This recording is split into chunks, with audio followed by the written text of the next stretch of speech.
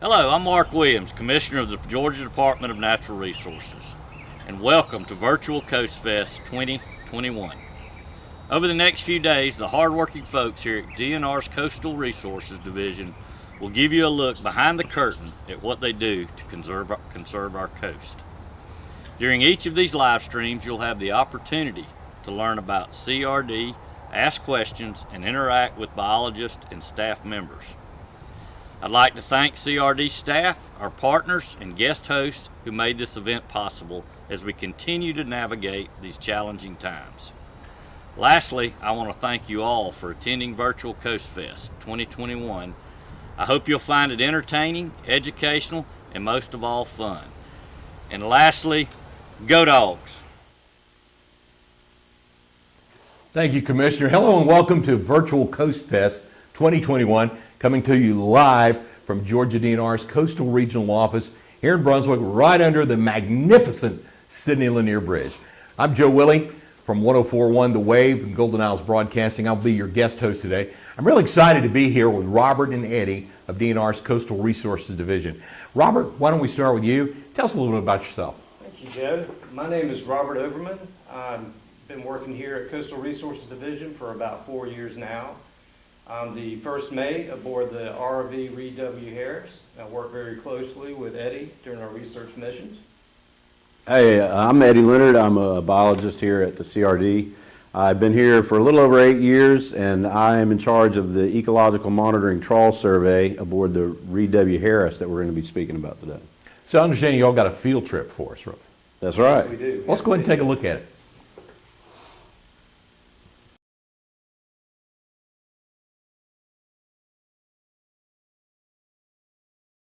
Hello, I'm Mark Williams, Commissioner of the Georgia Department of Natural Resources, and welcome to Virtual CoastFest 2021. Over the next few days, the hardworking folks here at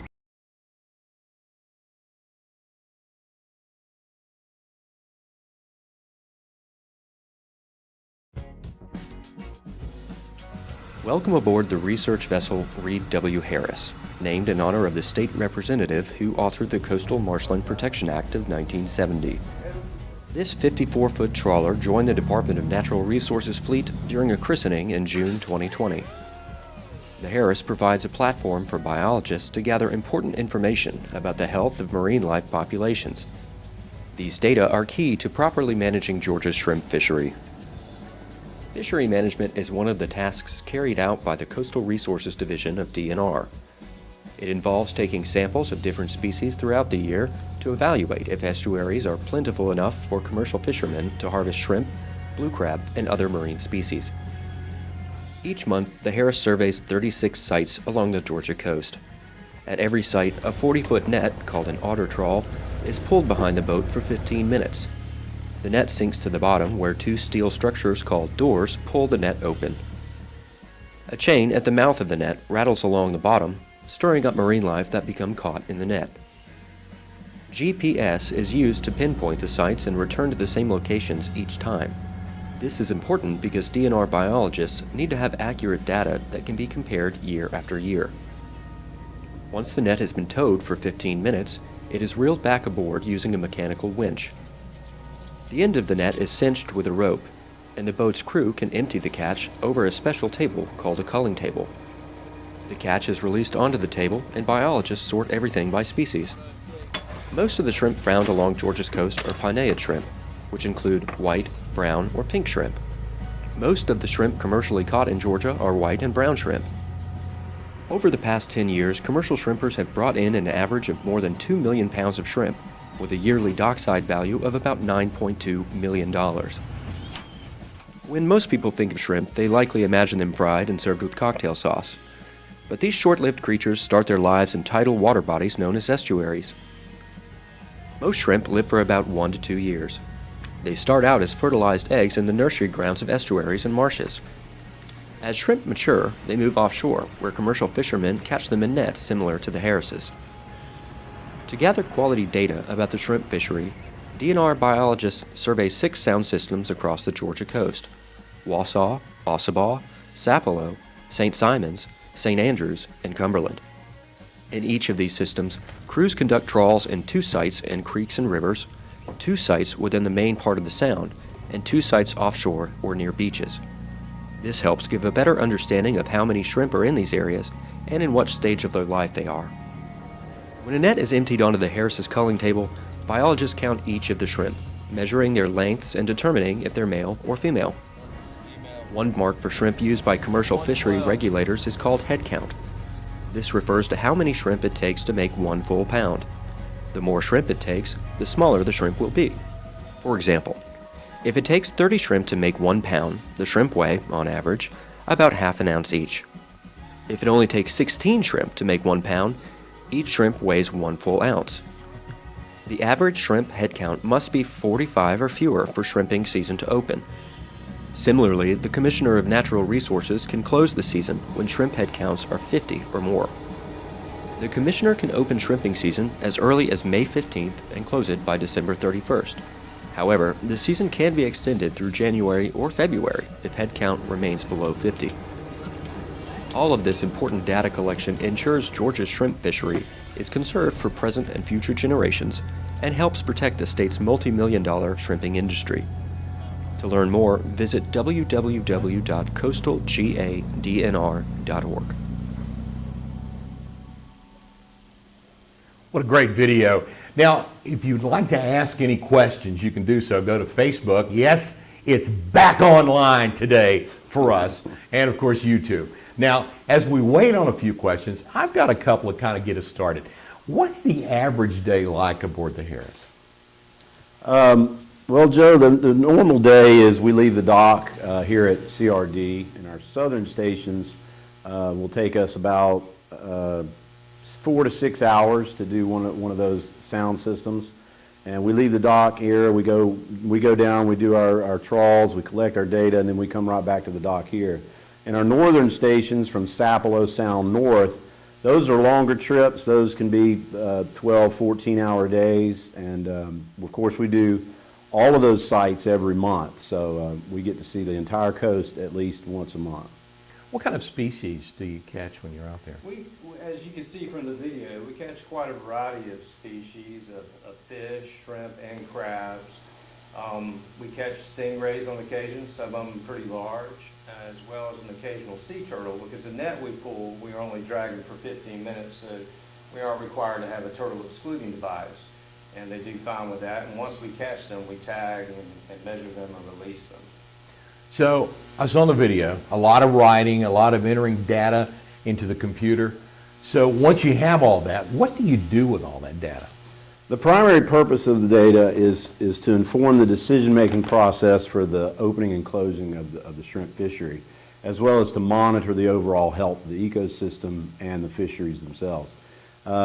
So also included in that is there are other organizations that like to use our data. So places like universities or other organizations can request data from us, and we'll supply them with portions of our data.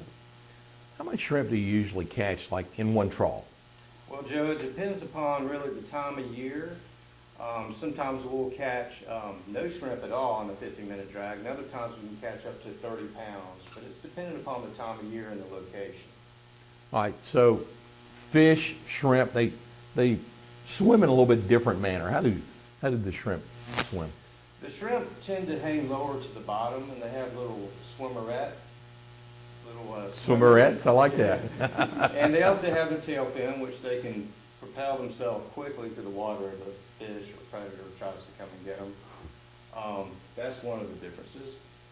Yeah, the shrimp primarily swim with their swimmerettes. The tail flip is really an alarm response, like Robert was saying, and they have their normal crawling legs on the front, and their swimming legs are swimmerettes on the back. And so their crawling legs, they can very efficiently crawl along the bottom where they forage for food. And then they can swim in the water column using their swimmerettes, and then they can swim very quickly backward, but only backward using their tail flip. I think if I had that many swimmerettes, I could probably get in the Olympics. I'm sure you could. What do shrimp eat, and how do they fit in the ecosystem? Shrimp they utilize different resources for food during their life cycle. So when they're Larval, they are planktivorous, meaning they eat small organisms and plants that are single cell or very nearly single cell in the water column itself. As they grow and they become more associated with the bottom sediments, then they can pick through those sediments, and they're actually omnivorous to some degree. They'll eat just about anything. They can eat detritus or dead plant matter. They can eat other organisms, and they're actually surprisingly cannibalistic. They will, if a shrimp dies in the group, they'll pick it apart pretty quickly. You can see that in an aquarium. It's kind of interesting. Where do you catch the most shrimp? We tend to fish in waters that go between 8 feet and 25 feet of water depth, and it varies according to time of year. During the wintertime, shrimp tend to seek out deeper holes to get that little bit warmer water. During the summer months, they tend to be in the more shallow waters. Here's a question someone asked me one time, and I've been around shrimp all my life. How do you tell between a male and a female shrimp? That's a great question. Remember we talked about the swimmerette legs, that second set of legs back under the tail.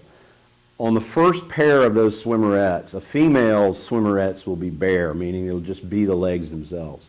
On a male, they have a structure in between those two front swimmerettes called a clasper that forms as just tiny little tabs when they're younger, and as they grow, those two little tabs fuse together in sort of a little basket.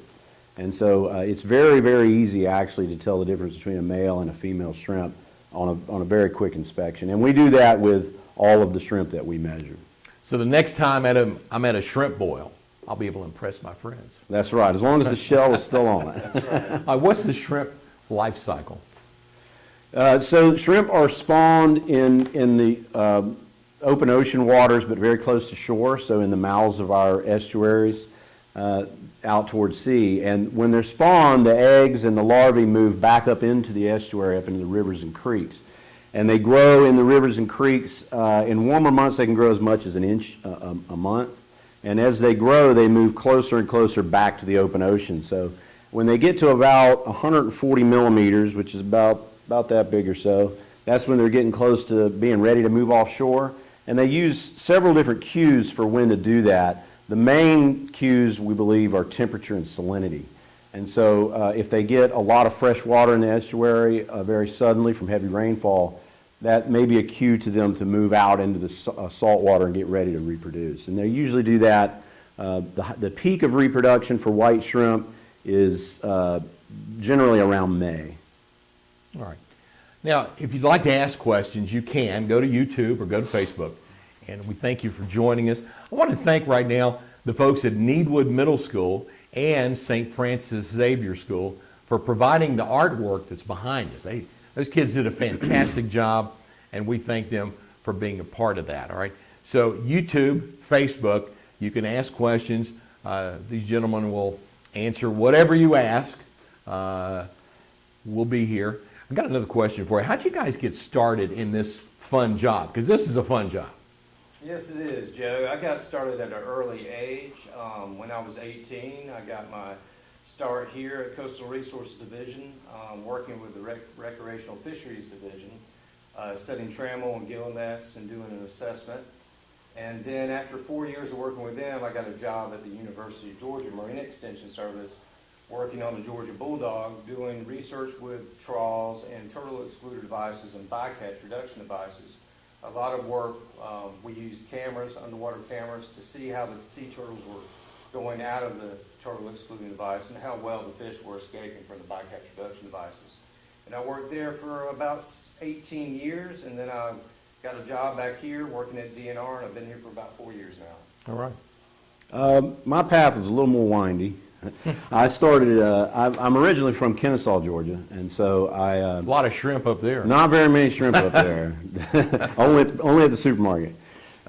So I was born and raised there, and I joined the military. I was in the military for a few years, and I came back and went to Kennesaw State University, Owls. Then when I finished school there, I got a job in Florida, and I really started working in aquatic environments immediately out of undergrad. So I had a few different jobs in Florida, and then I got into graduate school at the University of Florida, Gators. And worked there for several years as a graduate student, and then after graduate school worked for them for a few more years, and then eventually decided I wanted to be back in Georgia, and I've been here since about 2014. All right. So I've got a question for you. A little off script, but you should have an answer. Why is South Georgia or Wild Georgia shrimp so much better than, say, Gulf Coast shrimp? Because it is. Well, there could be a lot of reasons for that. There's a lot of opinion in that. Gulf Coast folks think their shrimp are quite tasty. The biggest, in all honesty, the biggest difference that you'll find from what I know and from people that enjoy a lot of shrimp will say is between farm-raised shrimp and wild-caught shrimp. Farm-raised shrimp tend to have much less flavor because they're fed a static diet, the same things all the time, and they're fed to grow very quickly, and they never get to a point where they start storing a lot of energy, which in our coastal shrimp, our wild shrimp are going through these life cycles that are natural. They're eating a variety of diet. They're having to adapt to changes in their environment, which causes them to store varying levels of fats and lipids and other chemicals. And I think that could play a big part in it, that those stored energies come across as sweet to the palate or just give us a much better flavor than something that's just held in a static condition all the time. And some of the locals say that the waters coming off the Ottawa River and the Satilla River also provide that nice sweet flavor and makes them extra rich. Can't beat Wild Georgia shrimp. That's right. I had some Argentine shrimp Really? not long ago, and it's about the closest that I've ever had to Wild Georgia shrimp. All right, so we've got a question. Stephanie Najid asked the question, what is the biggest difference between working on the RV Anna and the RV Reid Harris? Well, the biggest difference is speed. We can get to our stations up and down the coast in about half the time, so it saves us a lot of time. We can go to and from the sites very quickly. Yeah, that, and the other big difference is that we'd no longer spend the night on the boat because of the Harris being so much faster. We used to spend the night on the Anna, and it was fun for one night, but once you've been on her for a couple of nights, it gets a little old. But yeah, the speed the boat travels is definitely the biggest difference. And you guys have the fastest shrimp boat probably on the East Coast at least. Yes, More than we likely, like we yeah. do. Average shrimp boat goes what? About 8 or 9 knots, Yeah, about And you 8 guys are knots. doing 15, 20? Yep, something like around that. 15 knots. All right. Got another question. How long have you been collecting data? Caitlin Ball wants to know that. The survey as it is now, with very few modifications with regards to shrimp and crabs, has been running since 1976. So in 2003, finfish and bycatch were added full time. So that's the biggest change. So for finfish and bycatch data, our data run from 2003 to current. But for shrimp and crabs, it goes all the way back to 1976. So it makes it one of, if not the longest running data set of its kind on the East Coast. Do you ever encounter horseshoe crabs? Very commonly. Okay, and do you do any research on horseshoe crabs? We catalog them and measure and weigh them just like we do all of our other species, but we don't do any directed research with them, no. I think it's up in Virginia where they actually go after them and they draw blood and do Right. some There's a medical few places where procedures. they do that. They're used in biomedical research. They have very, very interesting blood. One of the most interesting things about their blood is that mammal blood is iron-based, which is one of the reasons why it's red, is the iron content. But horseshoe crabs have a copper-based blood, and so their blood is actually literally bright blue. But there's a lot of other compounds in their blood that are interesting to biomedical researchers for things like vaccines and other medical products. So they are collected in some places, and they drain blood from them, and then they release them back into the wild. All right. I think currently, too, that they're working on a synthetic version, so they won't no longer have to do that All right, in the yeah. future. All right. We thank you for being with us. Now, you can be a part of this. What you do is go to YouTube or go to Facebook, and you can ask our questions, and we'll tell you, whatever you want to know about shrimping, and we'll let you know about that. So go right now to Facebook or YouTube and be a part of that. You guys eat good on the Reid Harris? We used to eat a lot better on the Anna because Really? time. Yes. But we do a lot of TV dinners and make sandwiches on the Reid Harris there, simply because we just don't have as much time in between stations. Right. So what happens to the shrimp that you catch? Most of everything that we catch is put back in the water. If we get really large catches of shrimp, we commonly will donate them to local charitable organizations. Okay. All right. So ask the questions if you like. YouTube, Facebook. We'll be back with another session in just a little bit at 10:45. And it's all the time we have right now for this session. I wanted to thank both Robert and Eddie for all the great information on the research vessel Reid W. Harris. And lastly, thank you for all your questions, and thank you for being a part of this.